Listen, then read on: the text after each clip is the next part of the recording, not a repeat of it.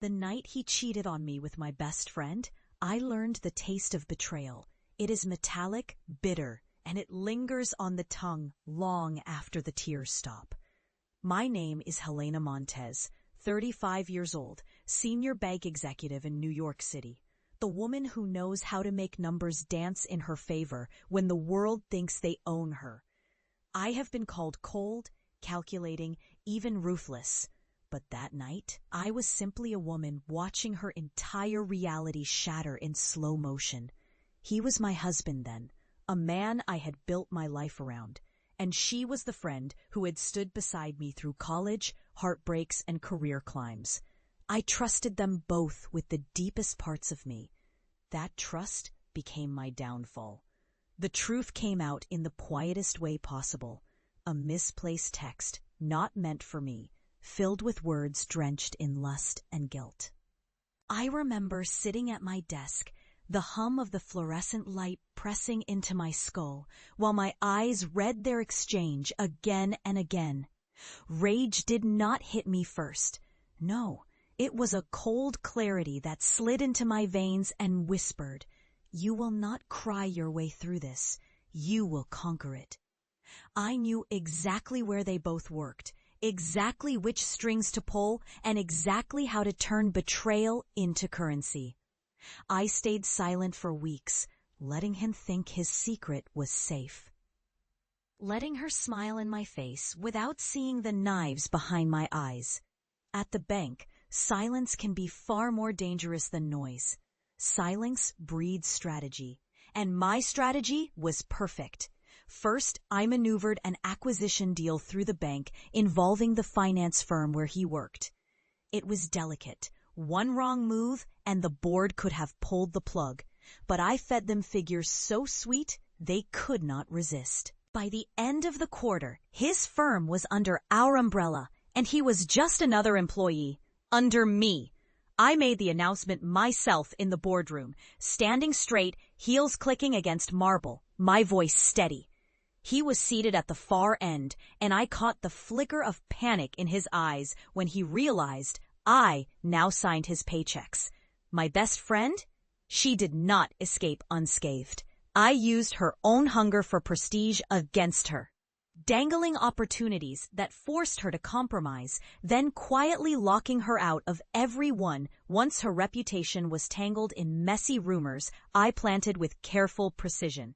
If you love Helena's journey, like and subscribe to join her next chapter. The sweetest part was the slow burn of their despair. I did not steal everything at once. No, I tugged at each rope until their lives unraveled, at my pace, slow enough for them to feel every sting, fast enough that they could not find their footing. He was forced to attend meetings where I dissected his work in front of the team, my tone professional, my smile polite, while my words sliced him open. She eventually left the city, unable to land another job in finance, her name whispered like a cautionary tale in the very bars we used to drink in together. Some might call this cruel. I call it justice served cold. And yet, as satisfying as it was, I saw something in myself shift. Power changes the way you breathe. It makes you walk differently. It makes you weigh your morality against your ambition and wonder which one is worth more. I did not sleep much during those months. Revenge has a way of keeping your mind sharp but heavy. I would lie in bed, staring at the city skyline, feeling the ache of what they stole from me, but also the surge of what I took back.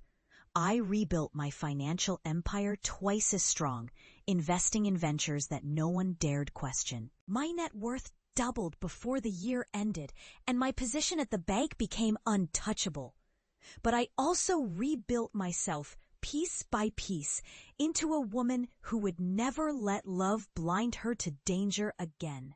The funny thing is, he still works for me.